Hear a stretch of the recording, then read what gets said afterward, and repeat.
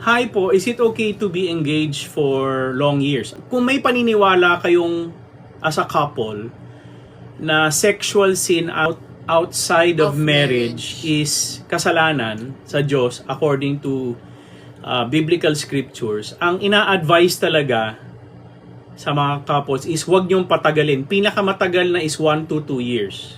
Sa amin, ganun din ang advice. That's actually why. Pinaaga namin yung marriage namin kasi baka magkasala na kami. Parang ganun.